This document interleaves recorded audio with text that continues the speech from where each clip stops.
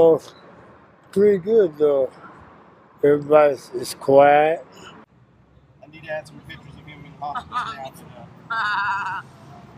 now.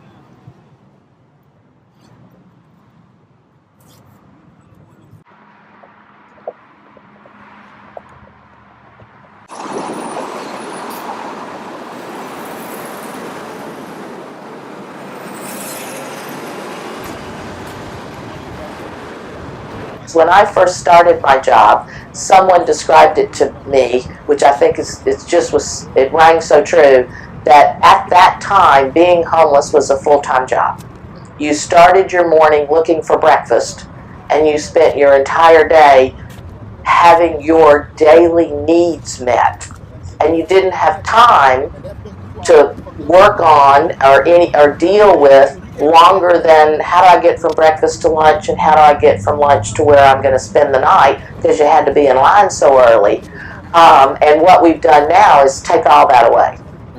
Houston has become much more sophisticated in how we address homelessness. No longer are we just managing the problem, which was what we were doing for 20 plus years since the late 80s. And now we're really becoming much more of a system in order to find a way to end homelessness quickly for a much greater number of people.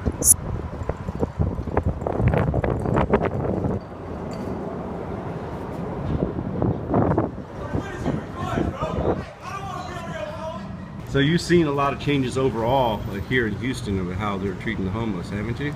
Yes. What are the big changes that you've seen? The biggest changes is that the ones that wanted help on these streets are getting it now. Yeah, and how's that coming to them? What needs are being met? Housing for one. Ain't that many people over here. It's usually we have about maybe 50 people stay over here. Yeah. Around here. Some guys sleeping over in that part, over there by that building over there. The system just kept me in jail back and forth for parole, right? So what are you going to be doing tonight?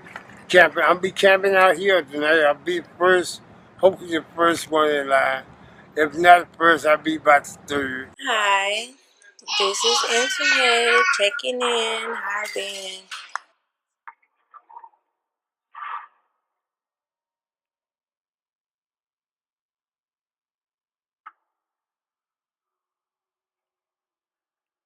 Well, today has been a blessed day because I woke up for my kids and stuff, but I went and filed my taxes and it didn't go through as expected. Today I was served an eviction and now I'm not discouraged, I'm not giving up. It's one thing after another. So how's it feel to know that you in the same system that your mom was in? It felt funny. It felt funny because I was like, my mom been to the same jail.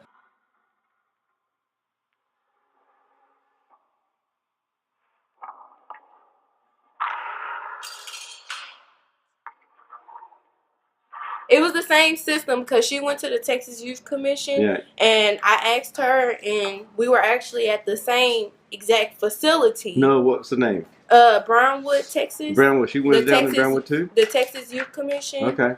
And it was some older staff that was real old that was there, and they had been there for years, since like when my mom was young or whatever, and they had knew her.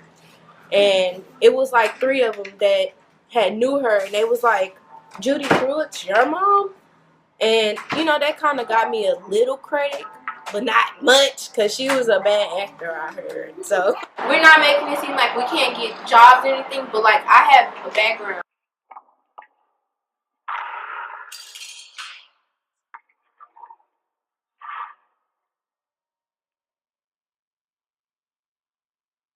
And I had stuff on my background. And when people look at my background, they be like, oh, I can't hire her here. Or, I filled out so many applications and nobody wants to hire me. So it's not like I'm not putting an effort towards, but if you don't have money, what else you're supposed to do? If I go steal it, they're going to call me a thief. If I go ask somebody for it, they're going to say I'm roaching or I'm begging. You know what I'm saying? So either way it go, it feel like we're going to be wrong. So why not go in the room, have sex with this man for however many minutes or whatever, and come out of there and we have money in our pocket to do whatever we have to do. That's how I look at it. I don't think as is we're not doing it because we enjoy doing it, but we're doing it because we're trying to keep everything together. We're trying to keep ourselves together. We're trying to keep ourselves sane. Because when you don't have no money, money is the rule of all evil. Because without money, it's like you don't have anything. You can't buy food. You can't put lights. You can't put a roof over your family's head. You know. And I just felt like I was just lost in the system. And because I was older, they didn't care. They just called me a problem child or a runaway and just said, here goes the street. This is where you were going to end up anyway. My greatest joy is to come out of prison and be productive and to plug into a lot of resources, do great things for God, and be with my children, to enjoy my grandchildren. And my worst fear is to die in prison. What do they need? The resources that would actually help her, Right. that actually reach out their hand and walk her through step by step, rather than say, go over there and do that. Mm-hmm. That will prevent my grandchildren from ending up homeless or in the system. I'm Marilyn Brown. I'm the president and CEO of the Coalition for the Homeless of Houston and Harris County. What happens now is we partner. Before, each one felt like they had to add the other piece, and they were doing things that wasn't their level of expertise. So by bringing everybody to the table, determining what our real needs in Houston were based on data, and the result is it's working. Amazing. We're so happy. We actually branded it, called it The Way Home, so that everybody kind of works under this same identity of The Way Home. And since January of 2012, when the system transformation started, we have documentation of over 4,300 veterans and their families have been moved from homelessness into housing, and over 3,000 formerly chronically homeless individuals, which is a very specific definition, people who are very vulnerable, but over 3,000 of them in the 4+ years have been moved from the street, because mostly chronic individuals are most of those that are unsheltered most of the time, and they are now successfully living in housing. I mean, we're not going to see people on the street. Even when we're able to announce the end of chronic homelessness, that doesn't mean it's the end of people hanging out on the street. When you can see it happening to an individual, you know it works. We called Star Hope. Of course, they had vacancies, meaning you could sleep on the floor, but you could only bring one little duffel bag with you. You couldn't bring anything else. So I could stay there as long as I needed to get myself on my feet. I was able to save $1,000 a month, and within 361 days of standing on their doorstep, I got an apartment in River Oaks.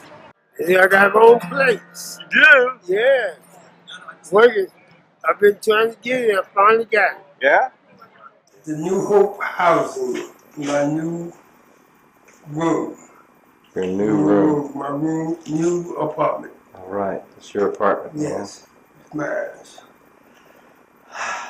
How does it feel? Excellent. Excellent. I ain't have to worry about being out on the streets or sleeping underneath the bridge or warehouses where I used to. It's mine. Well, good afternoon and thanks for being here. This is a really exciting day because it's now clear that Harris County is in a great position to lead the nation in criminal justice reform. Today, as your district attorney and as chair of the Harris County Criminal Justice Coordinating Council, I am proud to announce that we are one of the recipients of the MacArthur Foundation's Safety and Challenge Grant. In the beginning, more than 200 jurisdictions applied for this grant, and we are honored to be one of the 11 awardees. Quality of life outcomes. It's one thing to read about these cases, and certainly the amount of press that's been given to these types of cases has increased hugely over the last 5 years. But a lot of it is just from seeing real live people who are going through this. She threw me in a fireplace, and I remember having burns and stuff, and the people seen us sitting in the car, and they seen that I had burns. She didn't even try to take me to the hospital. They took me to the hospital, and I remember them taking us to a foster home. But in the foster home, the boys and the girls were split up, and they were abusing my brother, and they were abusing me. I was like sexually, or yeah, sexually.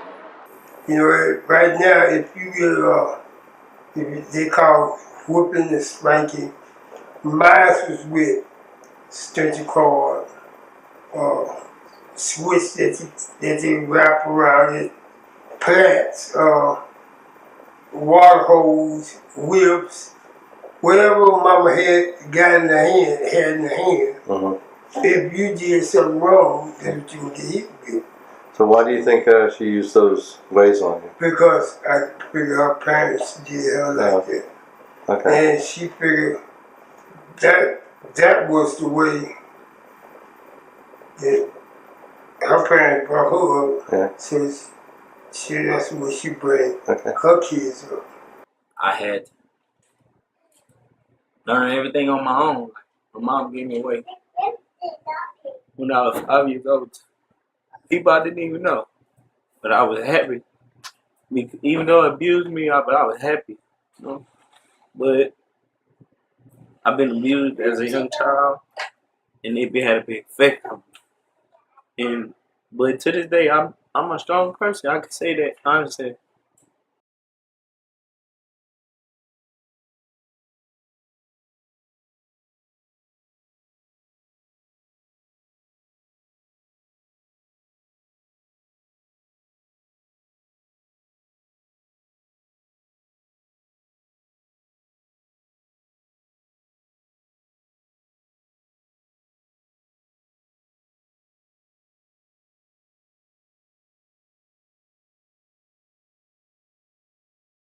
How's your spider bite? That healed up all right? Oh yeah, she been well, man. I don't want to leave you. You know what? You probably best thing for you. We ain't doing each other no good. I love you like you love me, but you know what? It ain't getting no better. All we do is argue, sad all the time. Go ahead, girl. Come on. I understand this is your first experience with homelessness? Yeah. What got you here? Just trying to get everything together and trying to get my Social Security disability, and I just haven't been able to do it yet. So you had some health problems? Yeah. Have a bad hip. Huh? Have a bad hip. Yeah? Did you have a job or a career? Well, I was a welder. A welder? Yeah. How many years did you get to weld? I worked for a machine shop for about 10 years. Yeah. How long you been struggling with your health? About a year. About a year? Yeah. Okay. Cool. Yeah. Are you from Houston or? Born right over here in the Little York Hospital. Yeah. Yeah. Okay. So, have you thought about what things could be useful for you to help you get on your feet to be a contributing member of society? Well, like I said, right now I just I was told they could help me get my Social Security started, but if you're not in the program over here, you're pretty much without luck. Okay. So have you tried the Beacon? I haven't been down there yet. They're really good. So are you from Houston? Yeah, born and raised. So how long have you been struggling with homelessness? A little less than 2 years. In fact, I recently lost my apartment about a week ago. Yeah. What was the circumstance for that? I lacked fun. I just ran out of money, basically. Just a hard thing, keeping a job, hanging on to a job, or Well, medical problem, or job. Well, I collect disability, and there was a discrepancy at one point with my monthly payments. They cut them, and it kind of threw everything out of whack. I really never recovered. yeah. Okay. Right now, I've kind of came back here to seek solitude, Okay. and and just try to stretch out this month until the next month. Maybe my finances can catch up a little bit. I just need a little time. But, I was kind of planning that I would be, at least in a shelter and kind of having a little base. And when you're kind of working as a transit, it's tough. Yeah. And you just can't, all you can do is just kind of stay upright until something happens. And, it will. I believe in chances. I believe in, things happen for a reason. So something happens. Just stay positive.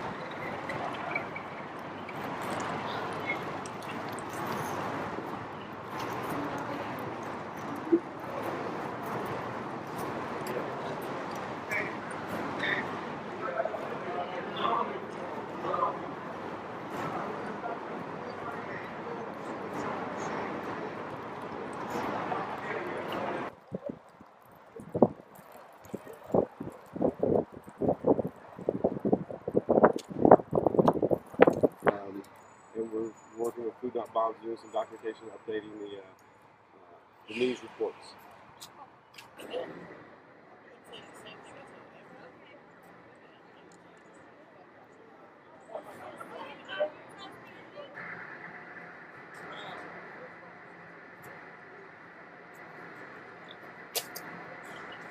Well, one of the things the mayor said was that she's reduced the homeless population on the street. But you can't tell that by the number of people that have been coming to feedings. It's increased in the time I've been here, which is over a year now. So, and they do tend to be a lot of ex-military and a lot of people with mental problems. We empty out our hospitals and we refuse to pay benefits to a lot of military people that we put out on the street. It's a horrible situation. We've become one of the most unequal countries in the world.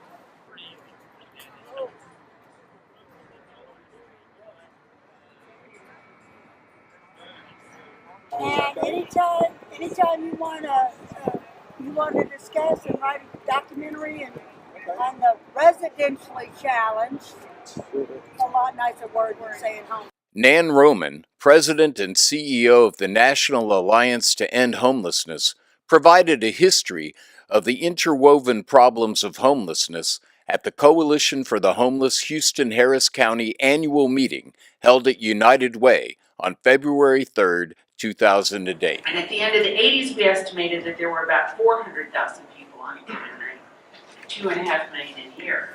So by the end of the 80s, we really began to beef up our funding and our systems, mostly federally, because at that time, local governments really didn't want to have anything to do with homelessness. Remember that?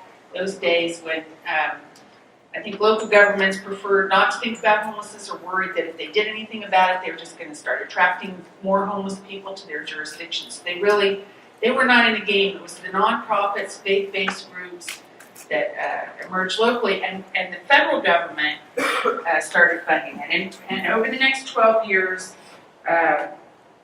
we built up a lot of resources and a lot of infrastructure, which you all are very familiar with, into the homeless system. So by the end of the 90s, we had 40,000 homeless programs in the country, and it was costing billions of dollars for us to run this system. And a lot of great things were happening in this system, of course. But the one thing that wasn't happening was we weren't solving the problem. The problem was actually getting bigger. We kept building up more system, and we kept getting, strangely, more homeless people. A lot of that is because the system that we built of shelter and transitional housing and street outreach and so forth wasn't really designed to end the problem. It was designed to help people have a better experience of homelessness and to be a platform for them to exit. But it didn't really have any exit strategy.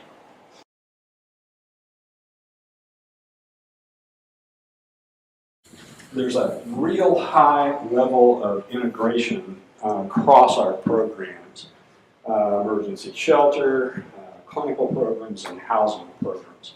Our objective is to move people as quickly as we possibly can into permanent supportive housing. All of our housing is permanent. We don't do any transitional housing, never have.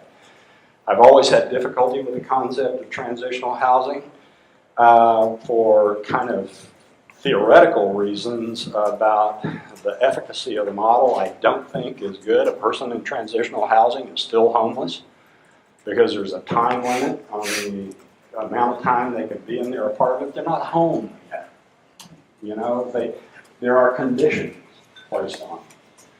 What we've learned over the years is that clinical and social stabilization occur faster and are more enduring if you eliminate the chaos of homelessness from a person's life immediately. The Homeless Access to Recovery and Treatment Act of 2009 ensures homeless people with addictions and mental illness receive the necessary treatment and assistance to help them recover and to end their homeless conditions.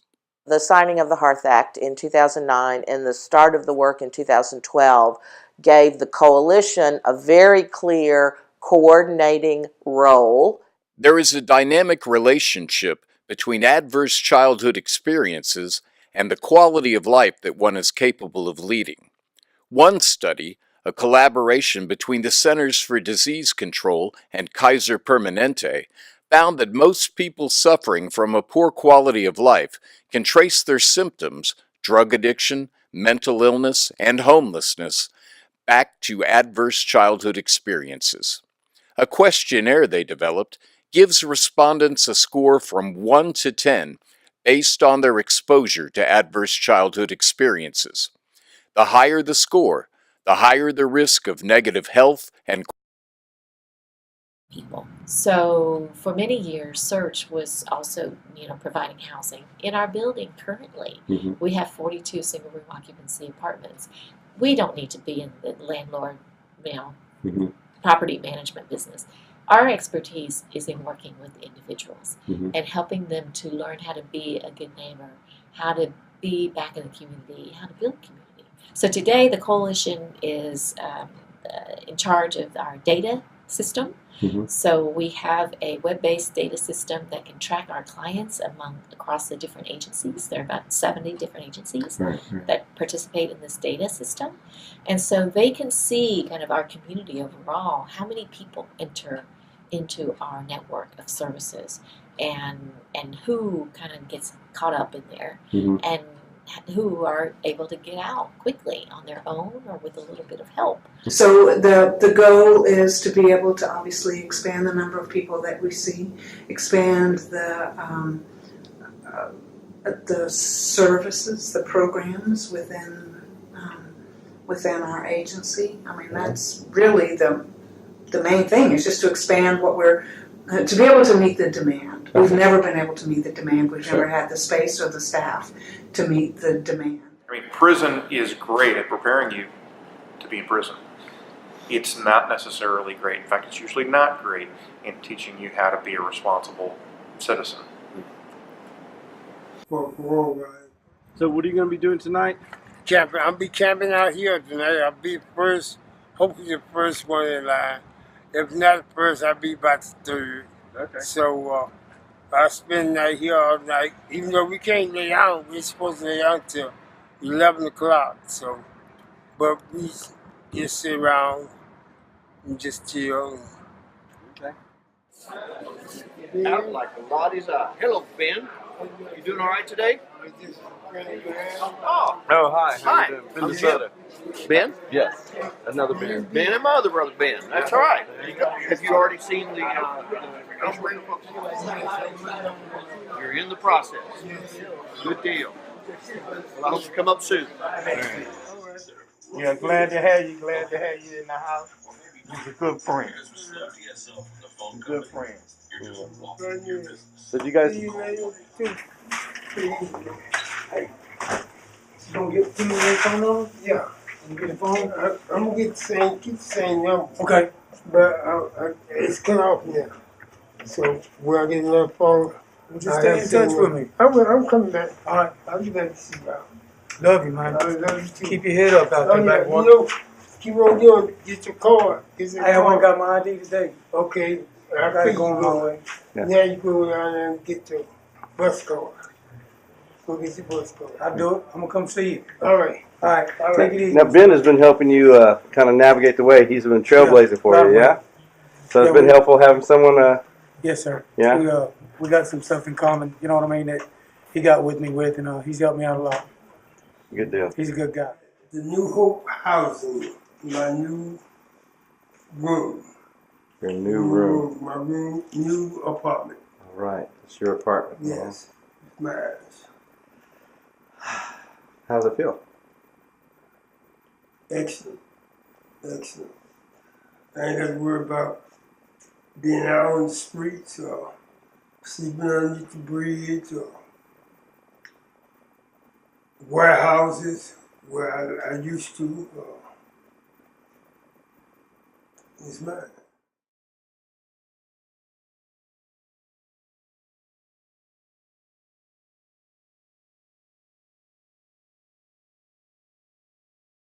So how's it feel to know that you were in the same system that your mom was in?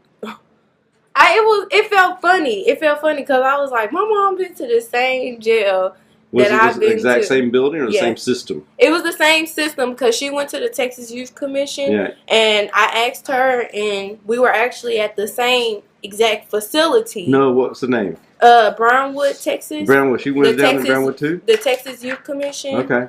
And like it was some older staff that was real old that was there, and they had been there for years since like when my mom was young or whatever, and they had knew her.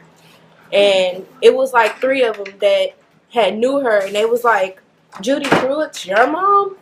And you know, that kind of got me a little credit, but not much, because she was a bad actor, I heard. So I was released from the Texas Youth Commission.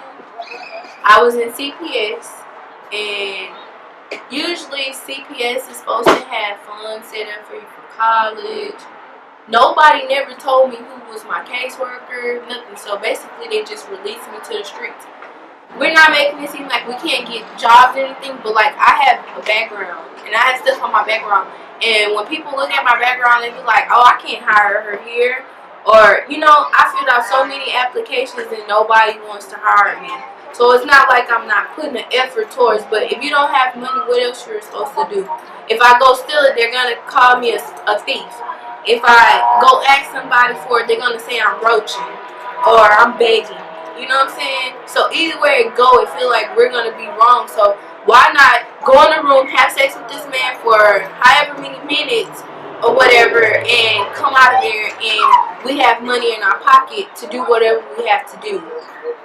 That's how I look at it. I don't think as is we're not doing it because we enjoy doing it.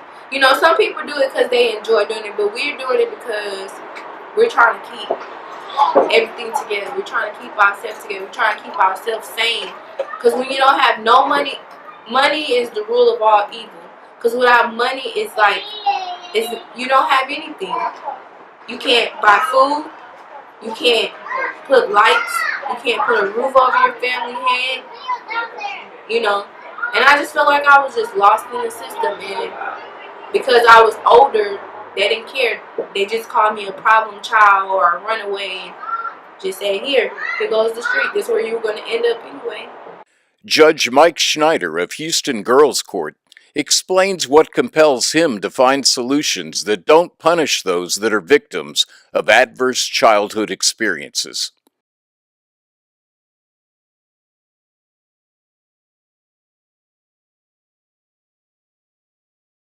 The program has about a 69% successful completion rate, which, although I would love to improve, is actually quite high, considering the lowest of the low-risk kids who go through our deferred programs have about a 90% successful completion rate. So around 70% is considering this population, is pretty impressive. The Harris County Juvenile Probation Department created a new position to coordinate services for all victims of human trafficking, including the ones that aren't participating directly in girls' court.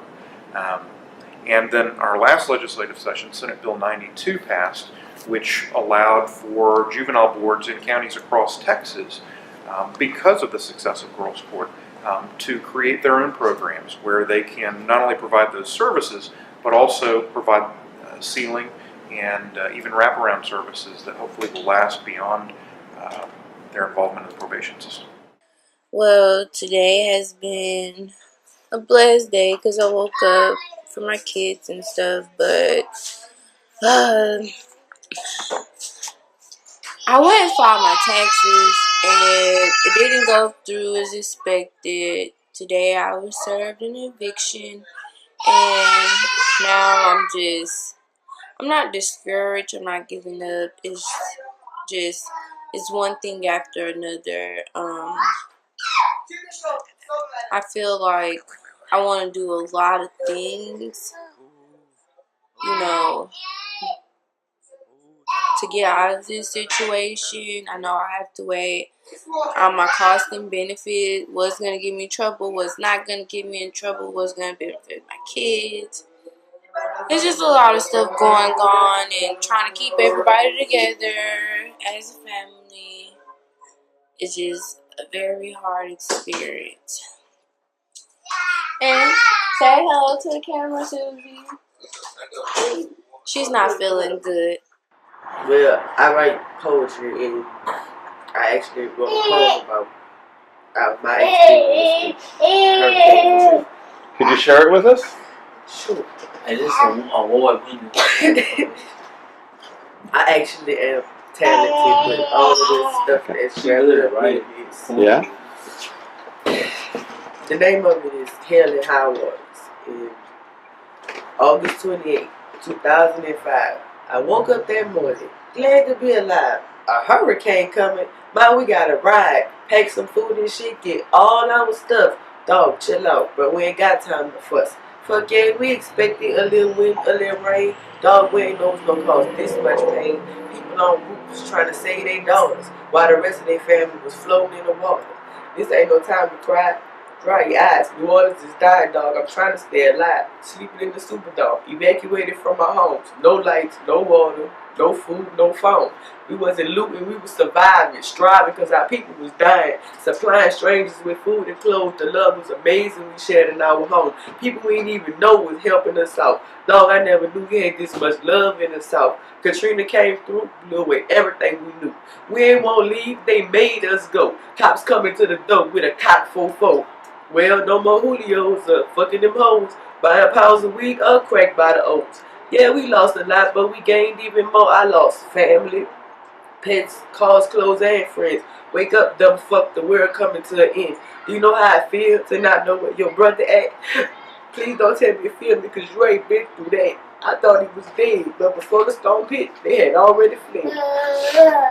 Pregnant through Katrina, going in labor during Rita. My child is a miracle, and that's how I'ma treat her. Never let her down. Yeah, I'm about out of shit once that FEMA rolled around. Victim? Who a victim? Man, I survived that shit. All my people was dying while Bush just sit. It wasn't his family. He ain't give a shit. Niggas calling FEMA all times of the night. She saying my case pending, but something ain't right. We need you to send us proof of occupancy. As New Orleans exposed Katrina, the documentary. People keep on asking me if I'm going back there. Why? When the FEMA inspectors leaving through the pollution of the air. The worst that came. Now step up your game. With your FEMA money, you need to make a change. For the better, not the worse. Don't snatch that lady purse just because Katrina proved Louisiana was cursed. The city had lost souls. Yeah, that's true. If you Katrina survivor, my heart goes out to you. Yeah, I know Katrina put us through a lot of crap, but peep this out on it. We still at the bottom of the map. That's the end of it.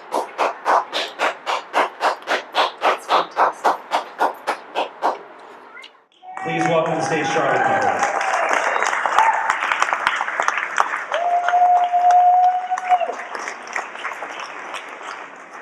Good evening, everyone.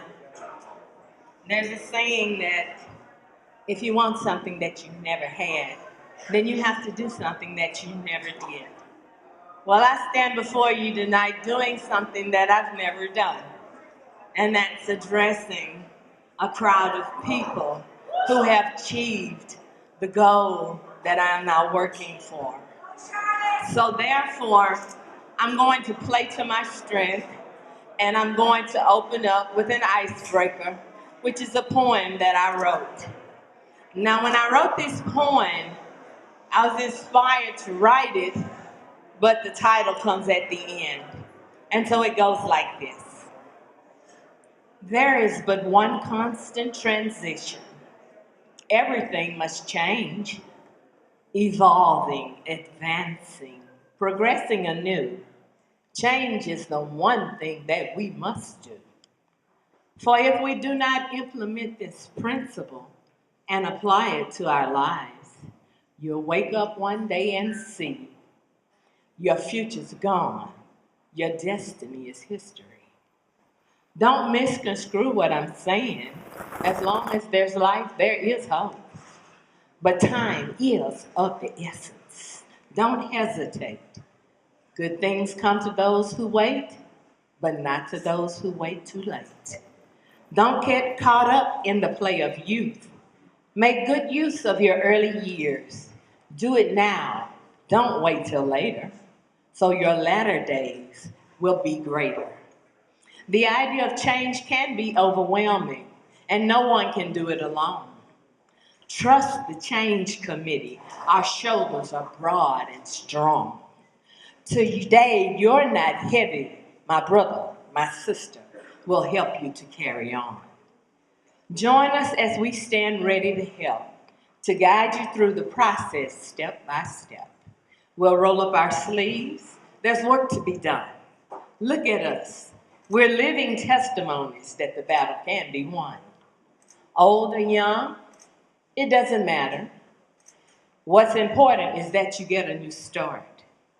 We're here to help you stand the test so that you can be your very best. Change.